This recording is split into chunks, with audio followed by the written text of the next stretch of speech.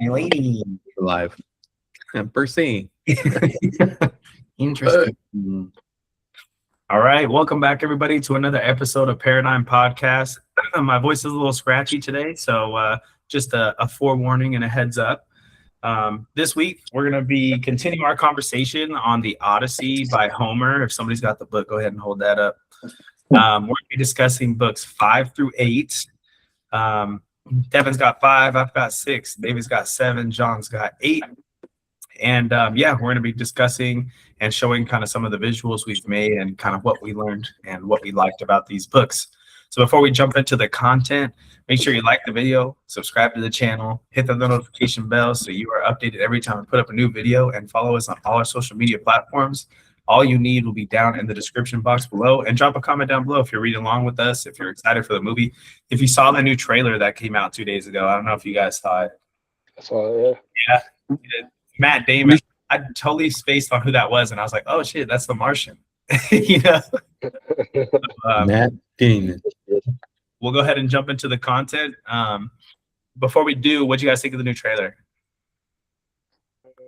Did you see who his son is? Did you see who his son is? Yeah, Tom Holland. Spider-Man. Yeah. Wow. Telemachus, right? We should pull up the trailer and watch it. All right. David, how long is the trailer? It's like 2 minutes. Yeah, pull it up. Okay, 1 second. I thought it was real interesting. Yeah, so there's a couple of things that I want to talk about. So that's why I think it's better if we watch it, and then we can be like, all right, what are our Who thoughts? do you think the guy in the massive black helmet? Who was that supposed to be?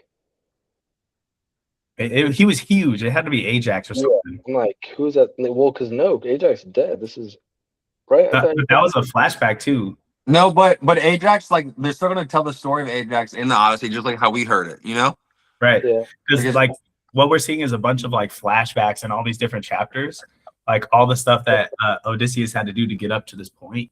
And so it could be Ajax, it could be Agamemnon, like big ass dudes, you know? David, what's going on here? What are we doing? I'm waiting for you guys to all right, so we're gonna watch it. Ready? Yeah. Can you make the stream big? Can Have you you seen guys this yet? no, I haven't. Can you guys tell me real quick if you hear the audio? No.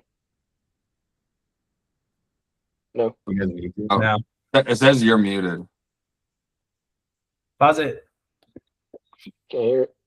Okay. Someone gotta help me out because I don't know how to Share your screen. It says you're muted. Like Paradyme is muted. Click on the Alright, share screen button. 1 second, dude. 1 second. Okay. It should Share. have like a share with audio. Should be a button right below before you share your screen. Okay. You got this, big dog. It's all right. Yeah, I was watching it. I was like, oh, so that's who they made Nausicaa. Oh, that's who they made this person. All right. You should be good now. You should be good, but start that shit, but make that shit full screen, bro. Yeah. Screen for me. All right. Tell me what you remember. Crazy, dude. A wife? I'm live. A son? Hey. Telemachus.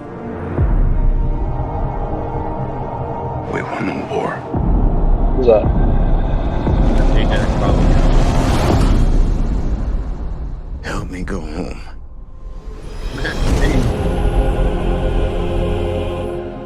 This is a household waiting for master. Okay. I want you to choose me. Hey. Here we go. Ithaca's king is coming back. No, he's not. Oh my god. I'm gonna get banger. What would he do if he came back here and find all these suitors in his house? You're pining for a daddy you didn't even know, like some sniveling bastard. Who's looking after your wife and son? Oh, yeah, Paige. My dad is coming home.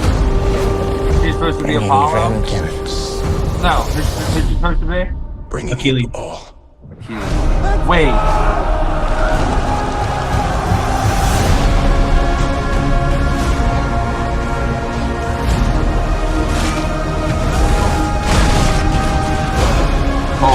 I I need everyone at this party dead. I can still save them. Matt Damon does You're a man who Odysseus? needs to control his Yep. fate. But you cannot control this. That world is gone. No one could stand between me and home. Not even the gods. Keep us free!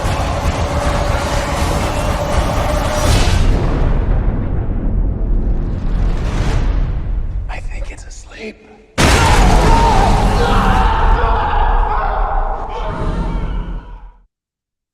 I want to make a guess that they replaced. So what's her name that's keeping him on the island in the book? Calypso? Calypso. I think they replaced her with the Cyclops creature. No. Well, No? those are different stories, you know? Because I was trying to figure out where she would be in the trailer. Or It's maybe- either that girl that shows up and talks to Matt Damon on the beach. Oh. Well, But I was remember he trying- goes, "Help me go home," right? Yeah. He's talking to Calypso right there. Like Okay, she's wait. pretty- So, okay, that's interesting. But the So I thought they would Cyclops- at least show her more. Like show her. Like I feel like she has a big part in the beginning. Yeah, the first 2-3 books, right? But Cyclops is the guy that's crawling, that big ass thing that's crawling Yeah. into the cave. Yeah. What's the Twilight guy's character? Like, what's that real guy's name? The actor? Robert Pattinson. It's funny that they're making like that character seem really big in this trailer. Where like so far as just a reader, like those guys plotting, they don't seem like a huge thing. Yet. Just like suitors. Yes. Yeah, yet. Yeah. I'm just like I said, I haven't finished the book yet. Just as a reader so Right. far is all I said. You know. Yeah. Elliot Page being, I'll just go ahead and address the elephant in the room. Elliot Page being Achilles. How we feel Crazy. about that, guy? Crazy. Hey, go ahead and look up Achilles in Troy, in like the movie Troy. Go ahead and look that up. Oh, John Bernthal's in it. I Sick. didn't know he was in it either. Hey, David, What would you say? The Troy what? look up Achilles in Troy, like the movie, and just see who pops up. And I just want to be like, Achilles is supposed to be the guy who takes down fucking It's everybody. Brad Pitt. Brad Pitt to Elliot Page. I just want to say, I mean, Oh man. all right. Wait, hold on. You're telling me You see the little haircut? I sent you guys that clip. Put out Odyssey. Elliot Page, Odyssey. Yeah. Oh, That's her in the Elliot trailer. Page was, Yeah, yeah, that was in the trailer, yeah. that's the God of War. I mean, like the Greek strongest soldier. Six pack go crazy though. Yeah. Yeah. I mean, I'm pretty excited. So the 17th is the first day of the bachelor party. We might be able to just like go and see the movie. That'd be sick. That'd be so sick. Yeah. We should do that. That'd be sick. Maybe. Yeah. Hell yeah. Nice. Uh, Hell yeah. All right. So let's go ahead and jump into book number 5 with Devin. So go ahead and take it away. Kind of walk us through. Did you use Hicksfield this time? Yep, the whole process, baby. Let's go, dude. All right.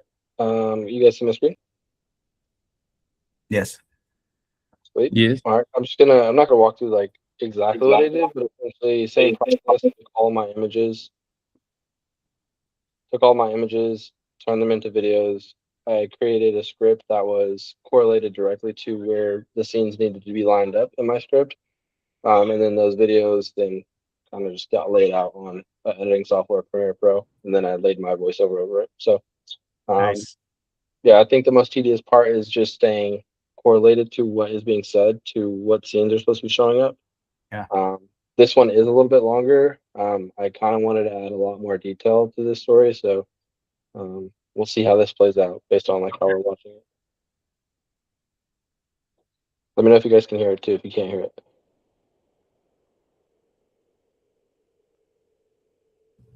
I cannot hear anything. Can't hear it. Yeah, it says you're muted. I think if you mute yourself, then we can't hear the audio. Oh, maybe I didn't. Let me see. Try again real quick. No, guys. When you hit share, there's a little button at the bottom. Didn't you Yeah, guys I know. Yeah. Both things. Mine wasn't Both checked things on. are variables. Both things are variables. Yeah, let's go. Let's rock and roll. Dawn rises from her bed beside Tithonus, and light breaks over the world. The gods gather again on Olympus, and again it is Minerva who speaks first. Her speech this time is not a request. It is an accusation. She tells Zeus, if this is what happens to good kings, if Odysseus, who ruled his people like a father, is left to rot on an island while his son is hunted, then let every ruler from now on be cruel and unjust, because kindness clearly buys you nothing. Zeus almost laughs. He reminds her, you sent Telemachus on that journey yourself. You are perfectly capable of protecting the boy. But fine. He turns to Mercury and gives the order. Go to Calypso. Tell her we have decided. Odysseus goes home. Mercury binds on his golden sandals, the ones that carry him over land and sea as fast as wind. He takes the wand that seals men's eyes in sleep. Then he drops from Olympus, hits the water, and skims the surface like a cormorant hunting fish, drenching himself in spray, flying over wave after wave until he reaches the island. The island is beautiful. There is no other word for it. Cedar and sandalwood burn on the hearth. You can smell it from the sea. Alder and poplar and cypress grow thick around the cave mouth. Owls and hawks nest in the branches. Grapevines climb the rock face. 4 streams run through beds of violets. Even a god, the poem says, could not help being charmed. Mercury stands still and stares. Inside the cave, Calypso sits at her loom. Her golden shuttle shoots through the warp, and she is singing. She is beautiful, and she knows it. She recognizes Mercury immediately.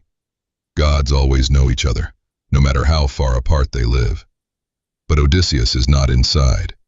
He is where he always is, on the shore, staring at an ocean he cannot cross. His eyes are full of tears. He has been doing this every single day for years, sitting on the rocks, weeping, groaning, breaking his heart for a home he cannot reach. Mercury eats her food, drinks her nectar, and then tells her the truth. Jove sent me. It was no doing of mine. Who would want to fly all the way out here where there are no cities, no sacrifices, nothing? But none of us can cross Jove. You have the most ill-starred man alive on this island. He fought 9 years before Troy. He has to go home. Calypso's response is fury. You gods, she says, ought to be ashamed of yourselves. You are always jealous when a goddess loves a mortal man. When Dawn loved Orion, you killed him. When Ceres loved Iasion, Zeus struck him down with a thunderbolt. And now you come for mine. I found him clinging to a broken keel after Zeus himself sank his ship. I cherished him. I was going to make him immortal, and you want me to give him back. She says she cannot cross Jove. She has no ships, no men, but she will give Odysseus advice. Mercury's answer is 1 sentence. Then send him away, or Jove will be angry with you and punish you. And he leaves. Mercury leaves, and Calypso goes to find Odysseus. She knows where he will be. He is on the beach, where he always is, eyes full of tears, dying of homesickness. He sleeps with her every night, but it is she who wants it, not him. In the daytime, he sits on the rocks and stares at the sea and weeps.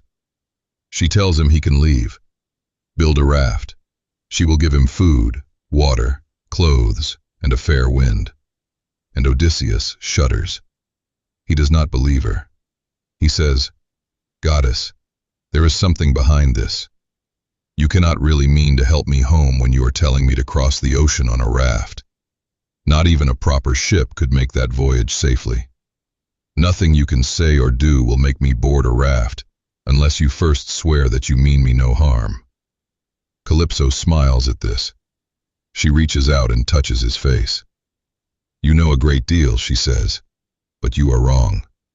And she swears, "By heaven above and earth below, by the waters of the river Styx, the most solemn oath any god can take, that she means him no harm."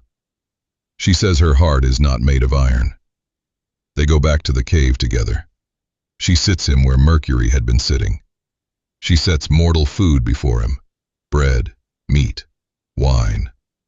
Her maids bring ambrosia and nectar for her. They eat. 2 different meals at the same table, mortal and immortal, and both of them know this is ending. Then she makes her last offer. "Stay with me. Let me make you immortal. You will never grow old, and I know that I am no less beautiful than your wife. It is not to be expected that a mortal woman should compare in beauty with an immortal." He answers, "Goddess, do not be angry with me. I know that Penelope is nothing like so tall or so beautiful as you. She is only a woman, whereas you are an immortal. Nevertheless, I want to get home, and I can think of nothing else. If some god wrecks me on the sea, I will bear it. I have had enough trouble by land and sea already, so let this go with the rest." In the morning, she gives him a great bronze axe, sharpened on both sides, with a beautiful olive wood handle, and leads him to the far end of the island, where the largest trees grow: alder, poplar, pine, dry and well seasoned. She shows him the best ones, and goes home, leaving him to work. He cuts down 20 trees. He adzes them smooth, squares them by rule, bores holes, fits the timbers together with bolts and rivets. He builds a deck, a gunwale, a mast, a rudder. He fences the sides with wicker hurdles against the waves. Calypso brings linen, and he makes sails. 4 days of work. On the 5th morning, he puts it in the water. She washes him and gives him clean clothes: a goat skin of wine, a larger one of water, a wallet full of provisions, and good meat. She makes the wind fair and warm, and he spreads his sail. He never closes his eyes. He navigates by the Pleiades, by late-setting boots, by the Bear, the constellation that never dips below the horizon, that men also call the Wain. Calypso told him to keep it on his left. 17 days he sails, and on the 18th, the dim outline of mountains appears on the horizon. Land, rising like a shield. The mountains of Phaeacia rise on the horizon. After 17 days of open water, he can see land. It rises from the sea like a shield, almost there. And then Neptune, returning from the Ethiopians, spots him from the mountains of the Selimi. He wags his head and mutters, "So the gods have been changing their minds while I was away." He is close to Phaeacia now, where they say he will escape. Fine, but he will have plenty of hardship before he is done. Neptune grasps his trident, stirs it in the sea, and rouses the rage of every wind that blows. Earth, sea, and sky are hidden in cloud. Night springs from the heavens. Winds from every direction hit him at once, and his heart begins to fail. He says to himself, "I am now safe to perish." The men who died at Troy were the lucky ones. At least they had proper burial. A wave breaks over him with terrific fury. The raft reels, and he is carried overboard. He lets go the helm. The hurricane snaps the mast in half. Sail and yard go over into the sea. He is under water for a long time. The clothes Calypso gave him drag him down. But he fights to the surface, spits out the brine, swims for the raft, and climbs back on. A goddess sees him. Leucothea, once mortal, now divine, a woman named Ino, daughter of Cadmus. She rises from the waves like a seagull, lands on his battered raft, and speaks. My poor good man. Neptune will not kill you, but you need to leave this raft. Strip, swim, and take my veil. It is enchanted. You cannot be harmed while you wear it. When you touch land, throw it back into the sea. He stays on the raft. He does not trust her. He decides to hold on as long as the timbers hold. And then, Neptune sends the wave. It breaks right over him. The raft goes to pieces.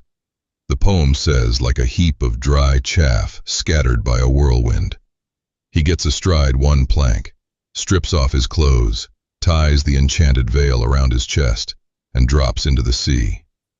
Neptune watches him and says, "There now. Swim." And he rides his horses to his palace and leaves. Minerva calms all the winds except one, a stiff breeze from the north. He swims for 2 days. On the third morning, the wind dies. He sees the coast, but there is no harbor, no beach, just sheer rock with deep water beneath. A wave catches him and slams him against the stone. He grabs hold with both hands and clings. The next wave tears him off and drags him back, ripping the skin from his hands like a polypus torn from its bed, the stones still stuck in its suckers. Minerva keeps his wits. He swims past the surf, follows the coast, and finds the mouth of a river. He prays, "Hear me, O king, whoever you may be. Save me from Neptune. Any man who has lost his way has a claim upon the gods. I declare myself your suppliant." And the river god answers. He stills the current, calms the waves, and draws Odysseus safely into the shallows. His knees buckle. His strong hands fail. The sea has completely broken him. His body is swollen.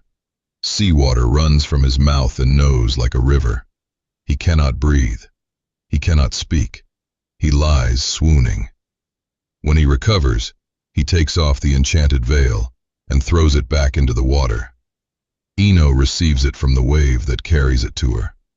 He crawls from the river, lies down among the rushes, and kisses the earth. He climbs the hillside and finds 2 olive trees growing from a single stalk, one grafted, one wild, so close together that no wind or rain or sun can get through.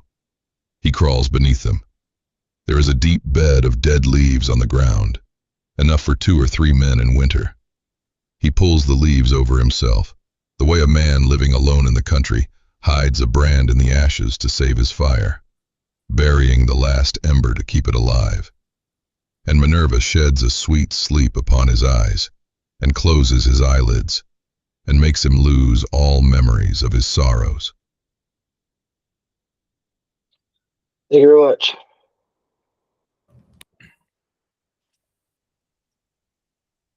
That was pretty long. Not gonna lie. That was a whole movie, dude. That was crazy.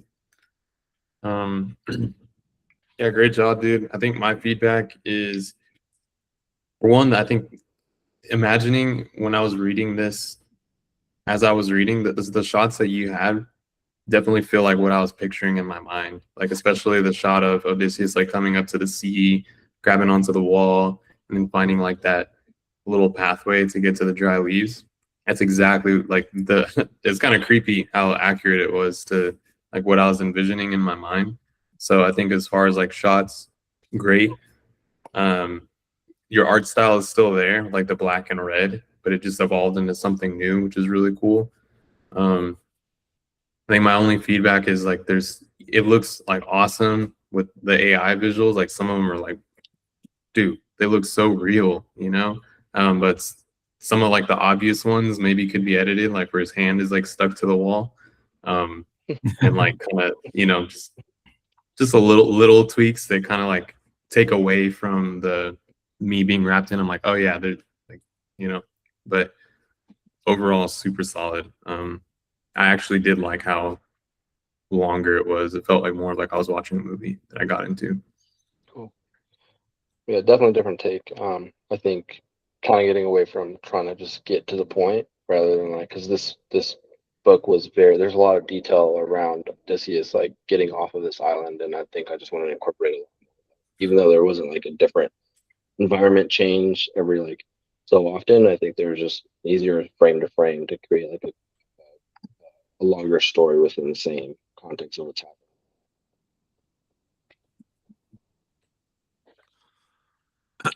Like, I mean, yeah, I thought it was pretty good. I thought it was kind of long. Sometimes it kind of, well, it felt like it was actually just like word for word what the chapter was almost, and which isn't necessarily like a bad thing. Yeah, yeah. So, like, I thought it was good. I thought it captured exactly what the chapter was, you know? So, I think good. Just maybe a little long. Doesn't, not necessarily, like, that wasn't necessarily like a summary. It's kind of just like literally just the entire chapter, which is like, we're all doing different things. Like, that's fine. yeah, the thing I run into with making this long with the AI use of generative images and videos, it just gets really cost heavy. And I think, David, you probably experienced that. Like, you kind of start burning through credits, which having it longer is actually really difficult versus just condensing everything and hitting on the main points, because you can achieve a lot more in a shorter amount of time because you have more credits to kind of have. Yeah. Dude, super sick. I love what you're doing. You know, multiple different art styles in there. I imagine AI just kind of drifts at some points, you know. Yeah, sure. But overall, I liked it a lot. The length wasn't bothersome to me because it was a video. I think because it keeps your eyes engaged and the story is good. I don't think it's necessarily a bad thing, like John was saying. So overall, I like it. I like it a lot. The use of video, I was excited to see somebody do that, and the fact that you're doing it now is really cool. So I appreciate it. And Calypso, that was really sick. Like all the different images of like the eyes getting like, Yeah, I thought that was good. so that was a good little touch there What? too. Let's talk about that, dude. Odysseus, like, literally, I mean, it's gonna happen twice now, but he's like, "Oh, woe is me! Like, I fucking can't get home." And then he's like, "I'm gonna spend 7 years with the hottest chick in the world. Like, I have to go sleep with her every night, not because I want to do it, because she wants to." Forcing. And let's be honest, okay, if I was offered immortality with the goddess, I mean, I'm just saying, like, I might have taken that deal, bro. Like Odysseus is really a hell of a guy, bro. So you got to stay on that island forever? I mean, you literally have the hottest chick ever. Like, what, like your own It's still personal a chick, island. bro. It's still a chick. True, I know it's still a chick, but I mean, like, what else you gonna do? You know what I'm saying? Like, you can go train some jujitsu. Like, you'll figure it out. Like, you'll find something to do. You know? Yeah. Oh, another note from that chapter is, dude, you really kind of get an understanding of how much Poseidon fucking hates this guy. Yeah. Like, why? You know? Well, I mean, So it's fun.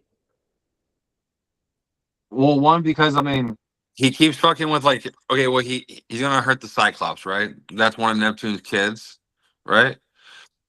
Yeah. He He did up to that point. And didn't Odysseus kill somebody that was also one of Neptune's kids in the Trojan War? I think so. Yeah. Like a human descendant, not like a Cyclops. Yeah. So he got beef. He got legitimate beef. I think Neptune also isn't fully connected to the gods in the like when they have council. Olympus. Yeah, it's Yeah. almost like there is a disconnect between Neptune and like other gods, and so Yeah. he kind of gets just to rule his own like ecosystem. That's what it feels like according to the story. Well, there's just factions. Like, Yeah, there's Zeus and Mount Olympus where all the gods can go, but like it's technically Zeus's territory, and like he's got his own like wife and like cast of children who like work literally via directly to Zeus. But then Neptune also has his own thing, which like he's got his own like cast of kids that like swear pretty much allegiance to him, you know? And Yeah. him and his brother, like Zeus thinks he's better than Neptune, and Zeus is like, we could fight and we would both fall, and I know that, you know? Yeah. Yeah, If you remember in the Iliad, he goes, there's Zeus that gets the higher realm, Yeah. Poseidon that gets the oceans, and Hades that gets hell. Yeah, the three brothers. Yeah. Right. They're supposed to be equal in strength, but like Zeus just got the best deal. Yeah. You don't hear much about Hades and his dwellings, though. Just about when they go. Well, it's because he feels like he got the worst deal. He's like, Yeah. no one ever comes down and visits me. I live in hell. Everyone that lives here is like doomed for all eternity. It's not even fun. Zeus gets to live on the fucking clouds. Yeah. So overall, great job, Dev. Yeah. So we'll jump into book 6. With One me. thing I wanted to say real quick. Yeah, One thing I think it would be cool to amplify the overall video is maybe some music in the background to kind of like give it something, or like some audio effects of like crackling fire or just something. I think that would be cool to maybe experiment with. Lightning on the ocean. Something, yeah. I feel like it was like that. Like I was like, oh, I wonder what that sounds like, you know? That'd be cool. Sure, yeah, it'd be sick. I know there's models that actually burn audio into the generative video that or image that it makes for you. Again, it just goes into the cost thing. Unless I want to spend energy just sound designing, just get one. Right. Drop it in bro, Premiere. just drop $1,000 real quick on credits. Fine, dude. Fine. Someone actually did that. Someone built a whole like movie on with $6,000 on fake film. Huh. Beats a couple million. That's true. Very true. All right. I am going to share my screen. My screen.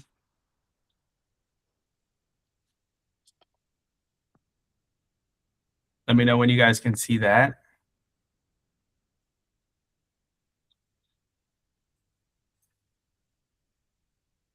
No. Yeah, it's coming, dude. Something's happening. I see your screen, Jay, but just okay. All right. We're in, dude. You guys can see the screen? Yeah. All right. So, all right. So a little bit about my presentation. Still using the same things. ChatGPT for image generation. ChatGPT did a little bit of fan service on this one, so you guys will probably get a good kick out of this. So, all right. So this is book 6 of the Odyssey. So cast ashore by storm and fate, the wanderer sleeps. And while he dreams beneath the trees, the gods prepare his next path. Hidden beneath tangled branches and exhausted by the sea, Odysseus sleeps alone, a king reduced to driftwood and survival. But even in sleep, he is not forgotten. The gray-eyed goddess Athena turns her attention towards the town of Scheria. In the halls of the Phaeacians slept Nausicaa, young, noble, untouched by the hardships of the world. Beside her rested her maidens, while destiny approached unseen. The goddess Athena entered the chamber, not as a deity, but as a trusted friend. And into the princess's dreams, she planted a purpose. At dawn, the princess awoke with urgency upon her heart. She found her father preparing for council and asked for a wagon. Her mother spun royal purple thread beside the fire. Her father, kingly and composed, granted all that she required. The wagon was loaded high with garments and provisions. Then the princess and her maidens departed the city, laughing beneath the morning sky. Beside the river they worked, washing clothes beneath the sun while the mules grazed nearby. The rhythm of ordinary life, untouched by war and wandering. When the work was done, the women bathed, feasted, and anointed themselves with oil. Then laughter echoed across the water as they played beneath the open sky. But fate often appears quietly. One throw strayed too far, the ball splashed deep into the water, and the startled cry awakened the stranger. From the woods emerged a man, broken by the sea, salt-crusted and wild with survival. The maidens fled in terror, all except Nausicaa. The princess did not run, for Athena strengthened her heart and steadied her fear. Carefully, with humility and charm, the stranger spoke. His words flowed like honey, gentle enough to calm fear itself. O queen, have pity on me, for you are the first person I have met, and I know no one else in this country. Show me the way to your town and let me have anything that you may have brought to wear as clothes. The princess answered with kindness, We are the Phaeacians, she said, and I am daughter to King Alcinous. She then called to her maidens, Give this man something to eat and drink, and wash him in the stream. The maidens brought him clothing, oil, and food. Bashful before them, the wanderer asked for privacy to wash away the sea. Then Athena touched him once again. His frame grew stronger, his hair fell thick like curls of hyacinth, and suddenly the stranger seemed almost divine. The maidens stared in wonder as he ate the provisions they provided. Even the princess herself could not hide her admiration. The castaway no longer looked broken, but kingly. Nausicaa then took her seat on the wagon, and as it rolled to Assyria, the princess warned him carefully. Walk behind us, she said. The people here are quick to gossip. Nausicaa devised a plan for Odysseus to wait in a grove of poplars by the side of the road dedicated to Athena, and taught him how to enter the palace and whose favor mattered most. Win over my mother, she said, and you may yet see home again. At sunset, the wanderer waited alone in Athena's sacred grove. There he prayed for mercy, for friendship, for home. And though the goddess heard him, she did not appear, for even the gods feared the wrath of Poseidon.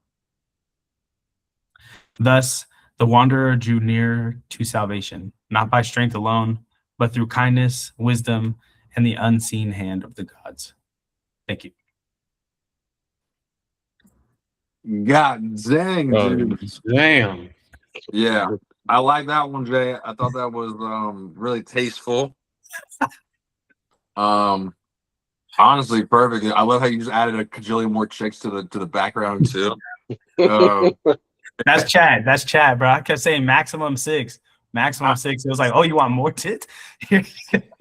I love it, dude. Like, if you were a guy that was stranded at had 12 days on the sea, and you wake up to that, you're like, oh, go, like, bro, I fucking feel better, dude. Maybe I'm in heaven out here. I feel better, dude. Bro, I swear the boobs just kept getting bigger. Like Nausicaa, when she enters, it's just boom. Yeah, dude. Chat was going crazy, bro. I was just like, make the woman beautiful. That's all I said. And it was just like, okay, here you go. Dude, it's because of OnlyFans is fucking. Yeah. The style did go crazy. Like overall, it looks, I don't know. Did you change the style a little bit from your last one? A little bit. I tried to make it a little bit more like realistic. Yeah. Like more like, you know, like a that looks crazy. It looks like a video game or something. Yeah, kind of video game-esque. And let's back up a couple. Let's go back a couple slides. Hang on, I'll tell you when to stop. All right, keep going back. Keep going back. Keep going. I was like, come on, dude. Let's go back to that one. That one was crazy. Like, dude. I know. God, boom. Dang. All right. All right. Dude, the first slide with them all sleeping in the bed was kind of crazy too. I was like, whoa. Well, no, that just getting you like set up like what's going to come, bro. No, yeah, all right. It was pretty good, Joe. No, but go back to when whoa. Yeah, those were pretty crazy. It was Nadine seeing all this dude. She okay with us? Man, bro, you know what it is. Straight to R, bro. Dude, show some nip next time. Fuck it. I was just kidding. All right. Cool. All right. That wraps up book 6. Anything else? I thought it was good, dude. It was good. You gotta stir me those prompts, boy. for research reasons. Yeah, research. That's funny. Oh, yeah. All right. We'll move over to book 7 with David.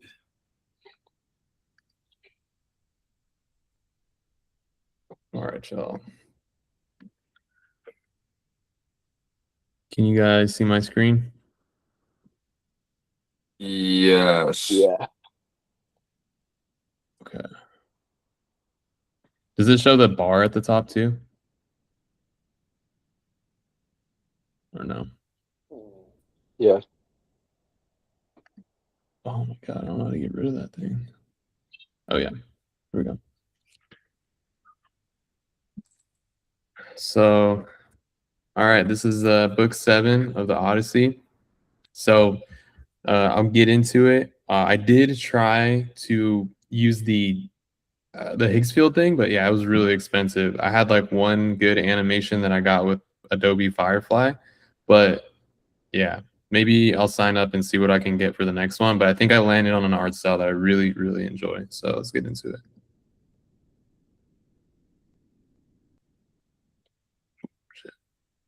Okay. So where book 6 left off. Book 6 ends with Odysseus finally reaching the island of the Phaeacians after nearly drowning at sea. He has just met Princess Nausicaa, the brave and intelligent daughter of King Alcinous and Queen Arete, who showed kindness to him even while he looked wild, exhausted, and broken from his journey. Following Athena's advice, Nausicaa returns home separately to avoid gossip among her people, while Odysseus waits outside the city alone. Athena, the goddess who has quietly protected him throughout much of the Odyssey, surrounds him in a magical mist, so the Phaeacians will not trouble him before he reaches the palace. Odysseus is physically safe for the first time in a long while, but emotionally he is still carrying years of grief, loss, and uncertainty. Book 7 begins with him standing at the edge of a mysterious new world, hoping this kingdom may finally help him return home to Ithaca. Athena guides Odysseus into the city. As Odysseus approaches the city of the Phaeacians, Athena appears disguised as a young girl carrying a water jar. Odysseus, still cautious after years of betrayal and danger, politely asks her to guide him to the palace of King Alcinous. Athena explains that the Phaeacians are skilled sailors and wealthy people, but they are also suspicious of outsiders and prefer to keep to themselves. Hidden inside her protective mist, Odysseus walks silently through the city while observing its impressive harbors, enormous ships, shining walls, and organized streets. Homer describes the city almost like a dream civilization, peaceful, advanced, and protected by the gods. The moment creates a feeling of wonder, but also tension, because Odysseus knows one wrong move could still ruin his chances of getting home. Athena explains Queen Arete. While leading Odysseus through the city, Athena gives him an important warning. And remember, Athena is in the disguise of this young girl. When he enters the palace, he must appeal directly to Queen Arete. Arete is not just the wife of King Alcinous. She is deeply respected by the entire kingdom for her wisdom, intelligence, and fairness. Athena explains that even the king values her judgment above almost anyone else's, and the people treat her with unusual honor. This reveals something important about the Phaeacians. Their society values wisdom and diplomacy as much as strength and leadership. Athena tells Odysseus that if Arete accepts him kindly, then his chances of returning home become much greater. For Odysseus, this moment is another reminder that survival in the Odyssey depends not only on physical power, but also on humility, patience, and understanding people. The Palace of Alcinous. Odysseus finally reaches the palace of King Alcinous, and Homer describes it with almost supernatural beauty. The walls shine with bronze, while doors of gold and silver reflect torch-like fire. At the entrance stands immortal guard dogs crafted by Hephaestus, the divine blacksmith god designed to protect the palace forever without aging or dying. Inside, servants move gracefully through the halls, weaving cloth, preparing food, and serving noble guests at a feast.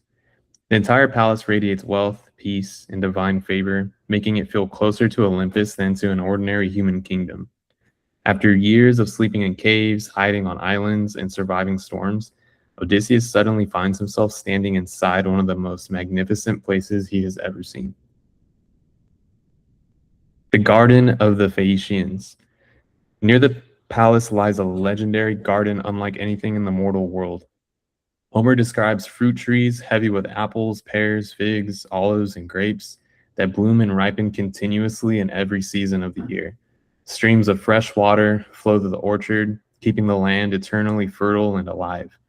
The garden reflects the almost paradise-like nature of the Phaeacian kingdom, where abundance and peace seem untouched by suffering or war. For Odysseus, who has wandered through death, shipwrecks, and hardship for years, the sight of this garden represents comfort, stability, and civilization. The peaceful beauty of this scene sharply contrasts the violence and chaos that defined much of his journey after Troy. Odysseus reveals himself.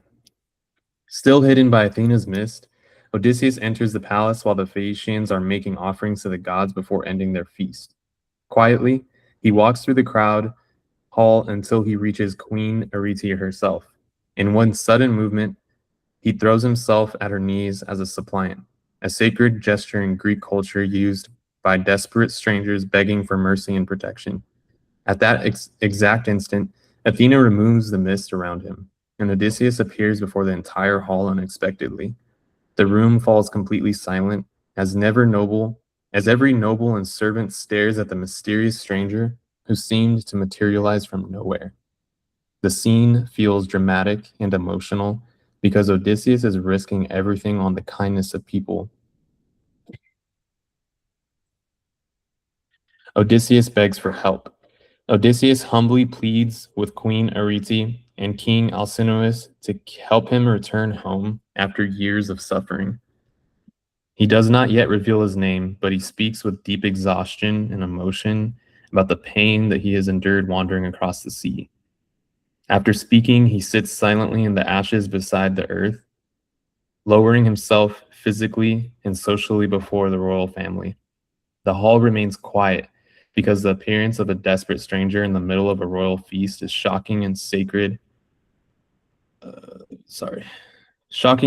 same time.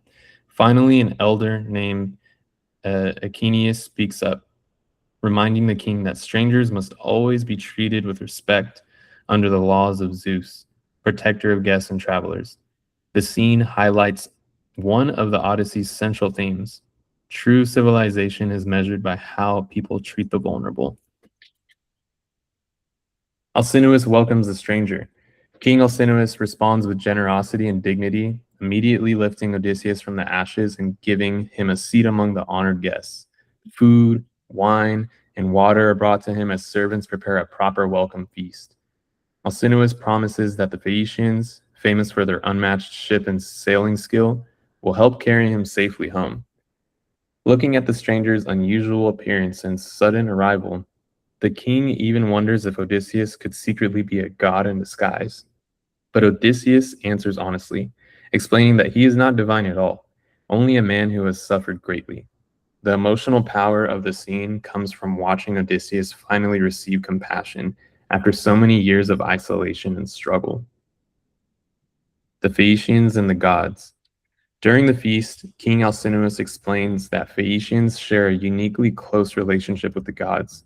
Unlike most mortals, they believe the gods openly appear among them during celebrations and sacrifices.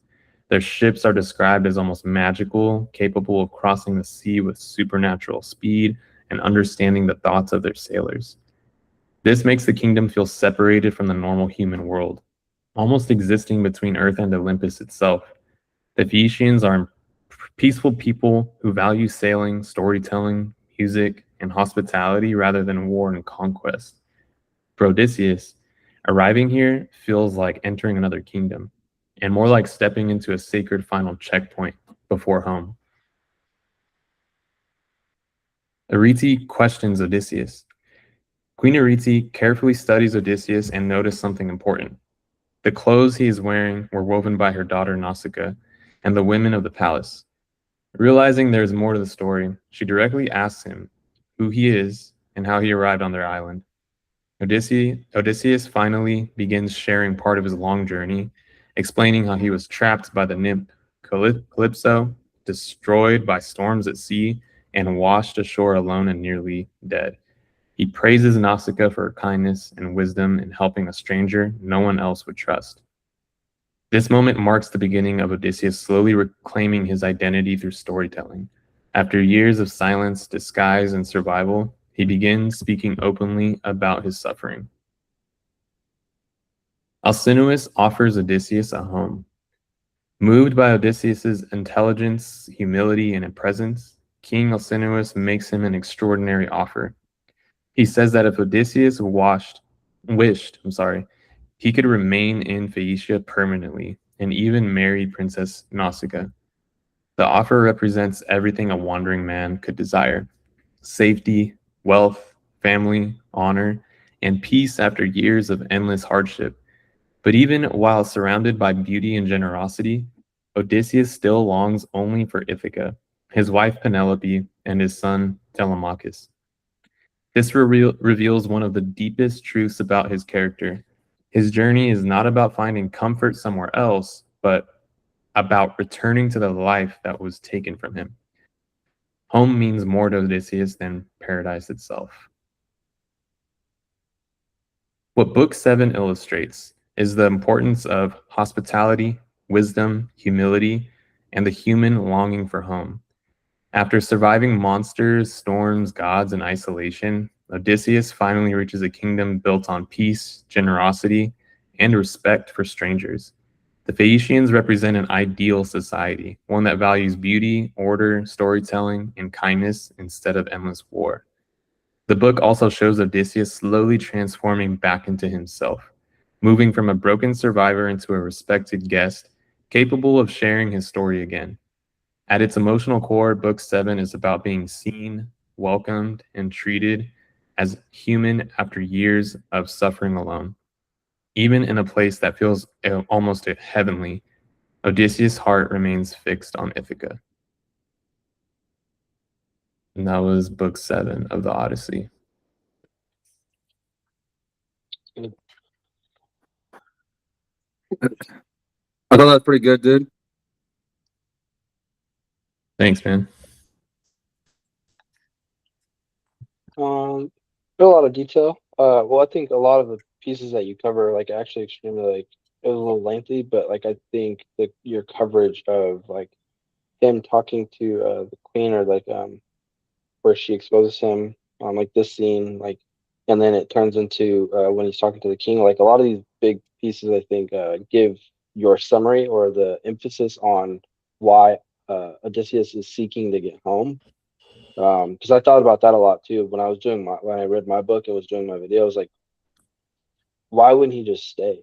Like, why wouldn't he just like choose one of these options? Well, at this point, dude, if he wasn't going to stay with Calypso and be an immortal, he's not going to stay for some normie hot chick. And she did. They did say she was very, very attractive. Yeah. And so the thing that I pull from specifically like your book, David, and my book, is that like he's offered like these options, and like the author and the directors like that are going to be writing the movie and stuff, they're going to show it in ways that like, depending on how strong your faith is in something, it will expose itself by the options you actually reject versus the like, I guess, the choices you make on the options that are presented to you. And I think this is like, you did a great job, especially with the detail around like the clothing and the bronze and the gold. Like the shininess is so like, yeah, your imagery is like on spot. Even the water, like just the reflections in general are just like super, super good and super sharp. Thanks, man. So it feels like you're in a world of like elegance with this world where he's at right now. Mm-hmm. Yeah, you made the Phaeacian Empire. You really did it well, because it is like the way it's written in the book. It's like it's this other world. You know, it's beautiful. It's like the people are beautiful, peaceful. You know, the king is welcoming as long as the queen as well as the king. So it's like your imagery is really, really good. I like how basically every picture has a black background. I think that contrast with all the different like gold and bronze and things like that, it makes it really, really good. So I do really like your imagery. The town looks sick, dude. Like some of those shots where it's like overlooking the city, I was like, bro, living in something like that would be so sick. The compound. Yeah, the compound. I need XRP to go to 10K. Okay. Yeah. I mean, if you guys were there, right? I mean, yeah, if you guys are in Odysseus's shoes and you got the choice, I mean, some of our dads would have made this choice to just stay there. Well, at this point though, they're already telling him like they can help him make it back. Like they're the goats at navigation. Like at this point, I think he's already made the tough decision. Yeah. Like before this, he had already lost all his men. He'd been living on an island with just Calypso. Like if he could have been an immortal, I bet you he could have went to Mount Olympus and stuff. So, like I feel like at this point you're like, all right, you're pretty good at saying no now, Yeah. I'm actually Good offers. I'm so excited for the movie, dude. Like it's crazy. Like I'm actually really excited for like specific parts, but like one part I'm like really excited for is Minerva, like how she goes and tells to Mickey, what's his name? His son? Telemachus, like how this looks in the movie. Because I think that's a big point too, because a lot of people don't even know where Odysseus is, but she knows that like he can be saved or he can be rescued. Well, his son doesn't even rescue him. He pretty much she just sends him on a journey for him to find out that like he's at the very least not confirmed dead, And he was like, that was good enough for me. I wonder, was it this chapter or the last chapter or the next chapter where it's like, okay, we have the crew assembled and, hey, tell me a little bit about what the Phaeacians are. Ulysses asks him, he's like, oh yeah, we dance and we sing and we're sailors, and we were promised that we would be good until we help this one person get back home. And then Poseidon would bury our country under rock, under a mountain. Is that this one or the next one? I think it's the next one. Okay. Yeah. Interesting enough. Little foreshadowing. Yeah. All right. Anything else for David? That was good. No, I love this scene, or like this kind of like look. So next one, I think I'm gonna try and do some sort of animation because I did try it like one time, but I didn't have enough credits to do the rest of them. But yeah, there's something to like try out too. Like if you want to do the animations, like there's nothing that's stopping you from like doing like one of the scenes animated and the rest of it just be a slideshow like you're doing, Yeah. Yeah. Just to get animated and then it stops on a still. And then from there you can keep reading. Just like play around the idea. Now we have to go all in on it. But yeah. Okay. Dope. Man, great job. Thanks, man. All right. And with that, we're gonna go to book 8 with John. Okay, my turn. How do I do this again? So far, so share screen with audio. No, not with audio because you're gonna be reading. The button. Yeah. So far, which one are you guys liking more, Odyssey or Iliad? Odyssey. Definitely the Odyssey for me. Yeah. I'm so glad. Yeah, we can see it. I'm actually really excited. I'm glad that we read Iliad though. Me too. Now it makes the movie so much more like gives it so much more detail. Yeah. Right. It's crazy because we're gonna be finishing this book like right as the movie's coming out, so it's like perfect. If we can get this book 24 out the week before Odyssey comes out, I know. So sick. All right, John, take it away. All right, let's go for it. Book 8, Banquet in the House of Alcaeus, The Games. In the land of the Phaeacians, Odysseus is honored as a guest, but as stories of the past unfold, his hidden identity begins to surface.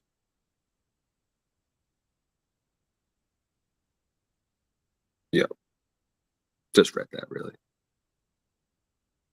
The Phaeacians are a peaceful, civilized society defined by music and generosity, a stark contrast to the violence of war and the disorder of Odysseus's experience. King Alcaeus assures safe passage home for the stranger, treating Odysseus with honor and respect despite his unknown identity. Welcome and respected as a hero, Odysseus maintains his anonymity His true name and past hidden with Phaeacian society. A grand feast in Odysseus' honor, filled with music and the anticipation of a blind bard's song, promises to reveal more than just entertainment. The bard Demodosus? Demodosus. Am I saying this right? Demodosus, the blind bard, sings the tales of the Trojan War, making the distant past vividly present for those who lived through it. Pretty much this guy, he's got like a blessing from heaven to tell accurate stories of things as like one of his gifts. And I kind of think of this as kind of like a little tilt towards Homer, because Homer's a guy who writes the Odyssey and the Iliad. He's kind of like this guy.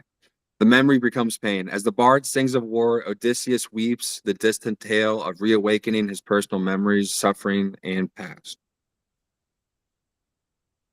Odysseus conceals his grief, but King Alcmeus discerns a profound connection between the stranger and the unfolding stories. A shift in tone, seeking to lighten the atmosphere, the Phaeacians initiate athletic games which quickly become a challenge of pride and identity. A young Phaeacian insults Odysseus' strength and skill, compelling him to defend his honor. Odysseus throws the discus in an impressive distance, his display of strength piercing through his disguise and hinting at his true identity. I think when he threw it, it like literally broke all records. Demodocus performs a humorous tale of Ares and Aphrodite's, demonstrating storytelling power to both entertain and convey deeper truths. The graceful dance of the Phaeacians reflect their culture's emphasis on beauty, art, and peace, a stark contrast to Odysseus's journey. In the final song, Demodocus delivers one last song detailing the Trojan War, a pivotal strategy that led to Troy's fall and a narrative intrinsically linked to Odysseus. Overwhelmed by emotion, Odysseus can no longer conceal his profound grief, his reaction revealing a truth beyond words: he is an extraordinary man. King Alcmeus halts the performance, understanding that the stranger's powerful reaction signifies a deep personal connection to the stories. The question. Alcmeus confronts Odysseus with the pivotal question, his identity, origin, and the source of his profound emotional response, making further concealment impossible. I think how the chapter ends is he's like, was it a brother or a great friend or a brother-in-law or someone that you know was in the war? And little does he know it's Odysseus himself. So what are the themes for book 8? Storytelling reveals truth and identity, exposing what cannot be hidden. The emotional cost of war continues long after the fighting ends. I think Odysseus cries like 2 or 3 times in just this book. Honor and pride shape how individuals respond to challenge. Civilization and culture stand in contrast to violence and chaos. Hospitality creates trust, allowing truth to emerge. Key takeaways. Odysseus is honored as a guest, yet remains unknown until his emotions reveal the truth. Stories of the past force him to confront his identity. He demonstrates both strength and vulnerability. The tension builds towards his full revelation in the next book. And that's my stuff.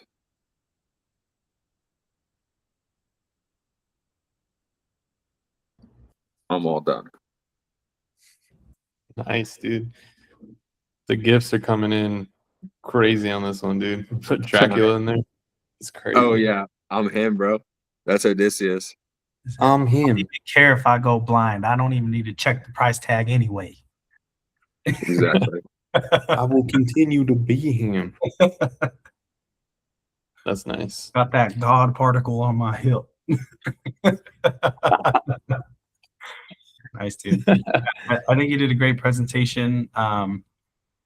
Yeah, I mean, you fine-tuned your style. It's great. Like the combination of all the different art styles along with some of the images you generated. I think you did a great job, man. Like I felt like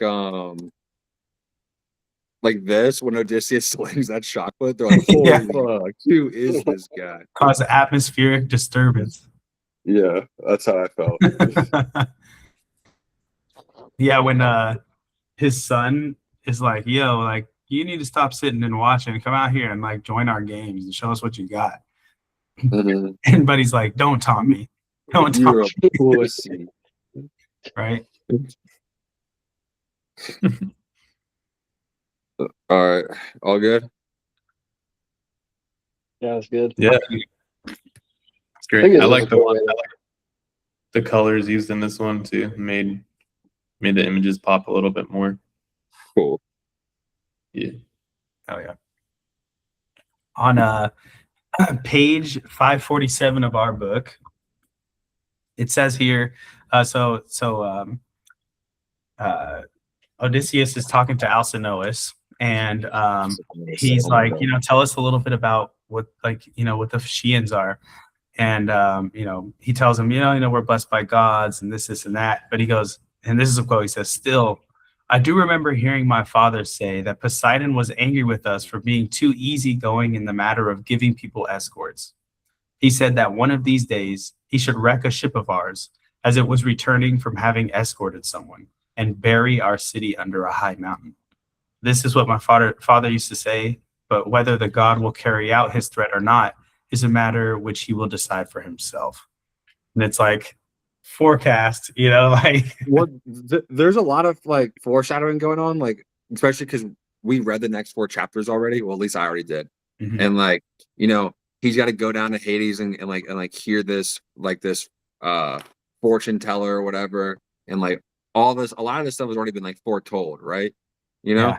So that's kind of interesting. Yeah, the audio book read by Peter Dan, the one I've been putting in our thread, like our Google Doc. And the way he reads it, I've been like reading it on the train as I go to work. It like reading it from book 5 to 8, the story and it like how it was the images were generating in my head. I think like all of ours together really put that together. All of our visuals, like they really nailed it. Like the different types of artwork I was picturing, like even the city of Phaeacia that Phaeacia that I was picturing in my head. David, I think you captured it like exactly how I was picturing it. Like the city on the coast of Greece, like torches everywhere, beautiful brass and gold and silver. Yeah, I think we did a really good job. Oh yeah, I agree. Did you guys have a favorite book from this week's reading? This week's was kind of, I feel like Devin's was the most interesting out of all of them. I thought like this was kind of boring compared to what's about to happen, Mm-hmm. when he actually tells his story. But I think Devin's is like the most interesting because like, he's the shipwreck and he's on the island and blah blah blah blah blah. So yeah. I always like the beginning of the superhero movies where like they discover power and you're getting kind of opened up into a new world. So like 6, 7, and 8 is kind of like that. I like in 8 how they're like, oh, we have a person here, get to dancing, get the sports going. Like I thought that was pretty cool. It's like, hey, we're in this new world. This is like what this whole group is about. I really liked that about book 8. Well, really, that's just a habit. And then where they go, I mean, that's a recurring theme is that like most places you're treated like look at Telemachus and like everywhere he visited, they're like, there's a wedding going on. Come join us. We're gonna hold a feast. Get the best heifers. There was a god. Let's do a fucking sacrifice. Yeah, they be feasting a lot, partying a lot. Oh yeah. Yeah, dude. They just had 10 years of war. Like, fuck it, any chance we get. Dude, later in the book, I don't know if you guys got there yet, but he's got to do the sacrifice where he's got to kill the 2 things and have them look this way and a black thing, and he's got to drain the blood. I was like, bro, they really getting into the cult. Yeah. Do you guys do that? Like if somebody's new to town, do you guys I do a ritual? And no, like show them around. Show them the culture. I mean, I try to my bestest. Yeah. No, bro. We're carrying goat's head. Cut off the goat's Sacrificing head. out here. Yeah. Shake the bones and roll them like dice. I need to get a black heifer and sacrifice it, and The drain the red one? blood, but grab my sword to stop the ghost from coming. Oh yeah. All right. Anything else to add before I take us out? Take us out. All right. Thank you guys so much for tuning in to another episode of Paradyme Podcast. We hope you enjoyed all of our visuals and maybe they appealed to you. Let us know what was your favorite chapter from this week's reading. Drop it down below, 5, 6, 7, or 8. And we'd love to engage with you down in the comment section below. So before you take off, make sure to like the video, subscribe to the channel, hit that notification bell every time. So that way you're updated every time we drop a new video. And follow us on all our social media platforms. All you need will be down in the description box below. And remember, who you are now equals who you'll be tomorrow. Peace.